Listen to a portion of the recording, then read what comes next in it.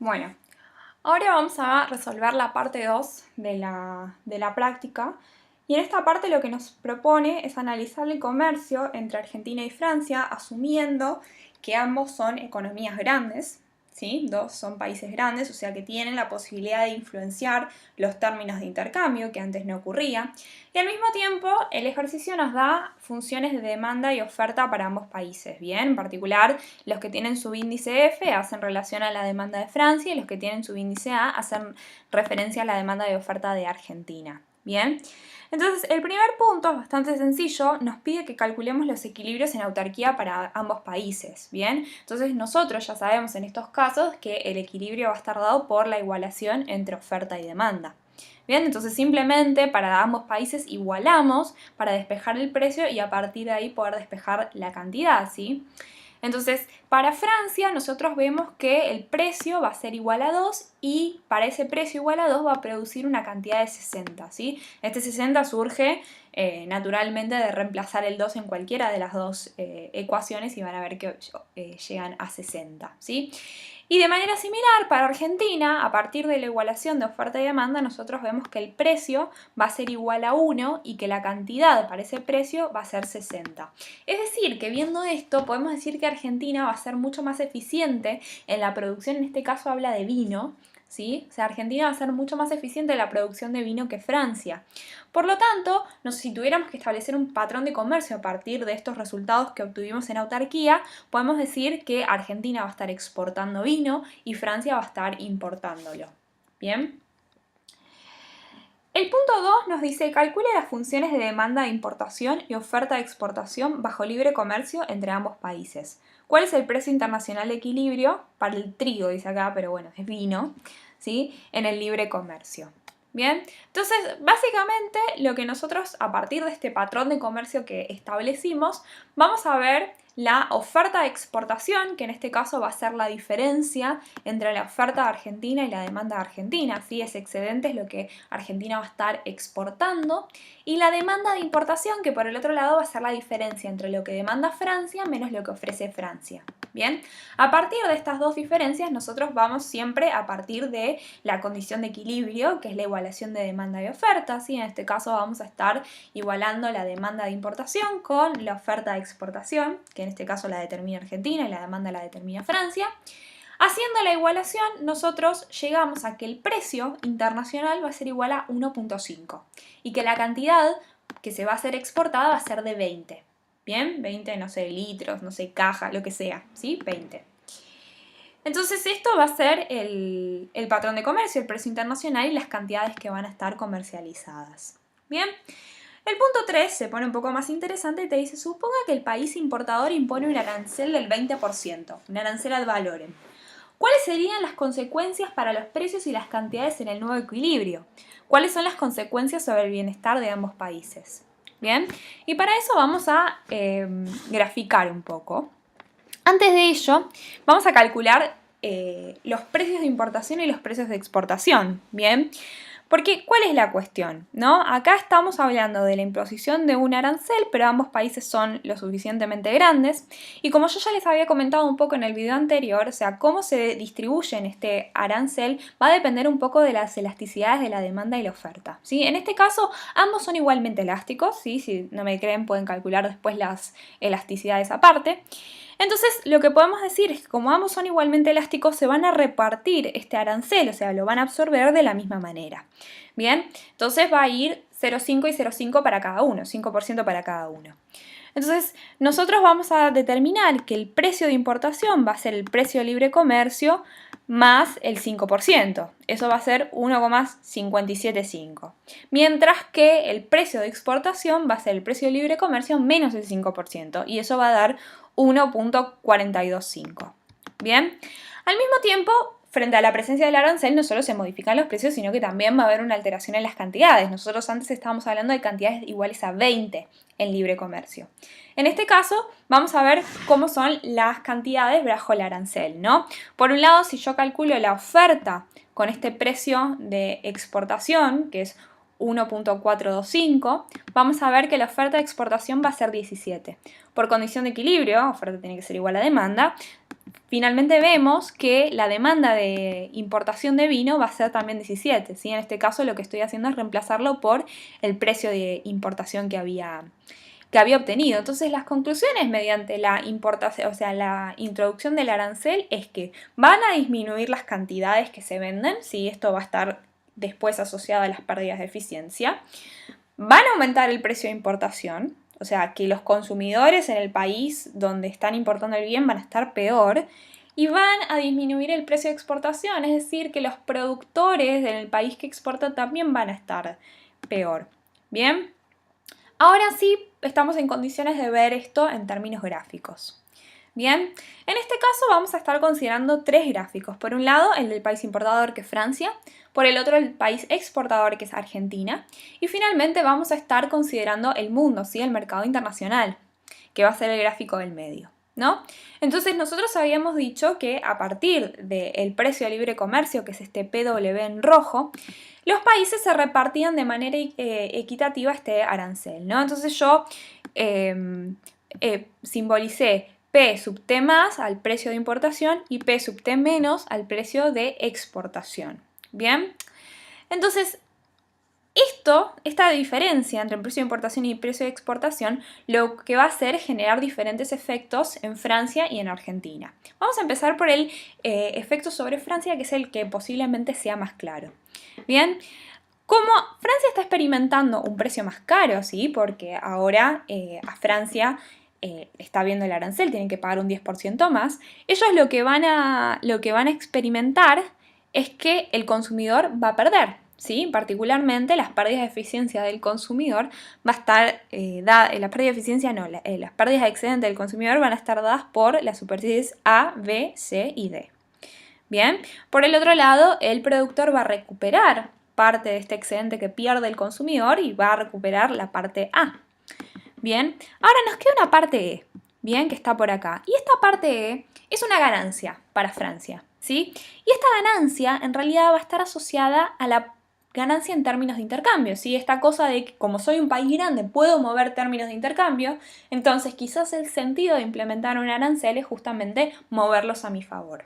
Como esto está ocurriendo por el tamaño de Francia, esa ganancia en términos de intercambio la vamos a estar representando por esta superficie que está acá, que es la E. Bien, veamos ahora qué pasa del otro lado, ¿no? Para Argentina. Bueno, Argentina lo tenemos que mirar desde la óptica del precio de exportación. Y eso significa que ahora el precio de exportación en relación al precio de libre comercio es menor. Bien, entonces los que se van a ver beneficiados en este caso son los consumidores, ¿sí? Ellos van a estar ganando un área equivalente a A más B. Bien, por el otro lado, los que van a verse perjudicados van a ser los productores, ¿bien? Ellos van a estar perdiendo un área equivalente a, B, C, E y D. Bien, estas C y D van a estar nuevamente asociadas a las pérdidas de eficiencia irrecuperables, ¿sí? Lo mismo que en el caso para Francia. Y este E, en este caso para Argentina, también va a estar asociado a una pérdida irrecuperable y va a estar asociada a esa pérdida en términos de intercambio, ¿sí? Entonces, haciendo un poco un balance, lo que podemos ver es que el consumidor en Francia está peor, el productor en Francia está mejor, ¿sí? Porque aumentaron los precios, el gobierno puede recaudar, ¿sí? Y además el gobierno, si se lo podemos atribuir al gobierno, gana en términos de eficiencia, ¿sí? En términos de intercambio, perdón, en términos de eficiencia no. Entonces lo que nosotros podemos ver en líneas generales es que van a estar las pérdidas de eficiencia irrecuperables, que son los triángulos B y D, asociados a implementar cualquier tipo de distorsión, ¿sí? Esos no podemos hacer nada con eso. Pero Francia ahora va a estar ganando en términos de intercambio. ¿Cuándo tiene sentido implementar este arancel? Bueno, justamente cuando las ganancias en términos de intercambio son mayores a las pérdidas de eficiencia. En ese caso, Francia va a tener sentido implementar el arancel. Entonces, haciendo un resumen ahora para Argentina, Argentina no está implementando ningún tipo de política, ¿bien? O sea que el gobierno para Argentina no pincha ni corta, no recauda ni pierde nada, ¿sí? Entonces, Argentina lo que vimos es que los consumidores están mejor, ¿bien? Porque ahora, al estar hablando del precio de exportación, ellos van a poder conseguir el vino a un menor precio. El productor pierde muchísimo, ¿sí? Pierde toda el área que habíamos charlado antes. Bien, entonces en Argentina no solo van a estar estas pérdidas irrecuperables que son C y D asociadas a no poder vender, ¿sí? Sino que además va a estar la pérdida E que está asociada a la pérdida de términos de intercambio, ¿sí? O sea que como Argentina pierde términos de intercambio está aún peor. Bien, o sea que, exceptuando los consumidores en Argentina que están más contentos, esto es la implementación de un arancel por parte de Francia a Argentina lo destruye. Bien, entonces esto sería un poco el análisis del punto 3, ¿sí? Vamos a pasar ahora a una variante de este punto, que son las restricciones voluntarias a las exportaciones. Básicamente, en el inciso 4, lo que te dice es que Francia tiene la posibilidad de ponerse de acuerdo con Argentina y establecer unas restricciones voluntarias a las exportaciones. Es decir, que Argentina dice, a partir de acá no te vendo más, ¿sí? Eso sería un poco la restricción voluntaria. Pero te pide que además esta restricción voluntaria sea equivalente a que implementásemos un arancel del 10%. Bien, y nosotros habíamos visto por los cálculos que hicimos antes que si yo implemento un arancel del 10%, la producción, o sea, la venta, iba a ser de 17%, ¿sí? Por todos los cálculos que hicimos antes. Entonces, si yo quisiera poner una restricción voluntaria a las exportaciones, que entiéndanlo quizá como una cuota, yo tendría que ponerla equivalente a 17, ¿sí? Y esa es esta línea violeta que ustedes ven acá en vertical en el gráfico del mercado internacional. ¿Bien? Ahora, nuevamente pasa esta cuestión de que ambos se dividen esta restricción voluntaria de partes iguales. Entonces va a haber un precio más alto que el precio de libre comercio, que es el que va a tener que afrontar Francia, ¿sí? Y por el otro lado va a haber un precio más bajo al precio de libre comercio, que es lo que va a estar viendo Argentina, ¿sí? Entonces, veamos qué pasa con Francia. Bueno, Francia, en realidad lo que estamos viendo es que el consumidor pierde de la misma manera que perdería con un arancel, ¿sí? En eso no cambia. El productor gana de la misma manera que ganaría con un arancel, pero la particularidad es que ahora no está habiendo una recaudación por parte del Estado, ¿sí? Porque el Estado no está implementando un impuesto, ¿sí? Y además, la particularidad es que Francia no está ganando en términos de intercambio, ¿sí? Porque justamente no está implementando un arancel, está poniendo una cuota, que la está poniendo Argentina, ¿bien? Veamos ahora qué pasa para Argentina. Bueno, en Argentina el consumidor gana de la misma manera que ganaba con el arancel, el productor también se ve perjudicado de la misma manera que se veía con el arancel, pero ahora la particularidad es que tenemos una superficie I adicional que viene dada por la renta que obtendría eventualmente el productor o el Estado, el quien sea que se quede con esa renta, que viene justamente dada por esta cuota que yo estoy poniendo de restricción voluntaria a las exportaciones, ¿sí? O sea que a Argentina esto medio que le conviene más, ¿sí? Entonces, haciendo cuentas, lo que yo veo es que Francia va a estar mucho peor, ¿sí? Porque Francia no gana en términos de intercambio y además no recauda nada, o sea que es pura pérdida, ¿bien? Y por el otro lado, Argentina lo que tiene es que va a estar ganando con esta nueva renta que le otorga esta restricción voluntaria a las exportaciones, ¿sí? Esta superficie I. En este caso yo asumí que el que se queda con la superficie I es el productor y no el gobierno. Bien, entonces, ¿cuándo tendría sentido para Argentina implementar esta restricción voluntaria? Bueno, si esta superficie I, esta renta que se queda Argentina, es mayor a todas las pérdidas de eficiencia que antes experimentó Argentina, ¿sí? Entonces, bueno, esta nueva política en oposición a la política del arancel, si nosotros tuviéramos que hacer una comparación, va a beneficiar mucho más a Argentina. Entonces, si Argentina tuviera que elegir, claramente va a elegir la restricción voluntaria de las exportaciones. Sin embargo, a Francia no le va a convenir mucho hacer esto. ¿Por qué? Porque no gana en términos de intercambio, no gana en términos recaudatorios, o sea, es todo pérdida para Francia. ¿Bien? Bueno, y ahora vamos a charlar un poco un ejercicio adicional, ¿sí? Que lo incorporamos hace unos días y que cometimos el error quizás de no resolverlo. Pero igual, de todas maneras, tiene una intuición bastante interesante que me gustaría comentárselas, ¿sí? nosotros lo que hacemos en este nuevo inciso, en el inciso F, es considerar que en Francia existe un monopolio que produce vino, ¿sí? Y todo monopolio tiene una función, o sea, cualquier empresa tiene una función de costos, ¿no? Particularmente, lo que el ejercicio te propone es que Francia tiene una función de costos de este estilo, ¿sí?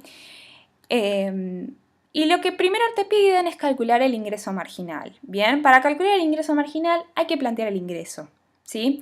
Y el ingreso tomamos la función de demanda que nos propone el ejercicio al principio, ¿sí?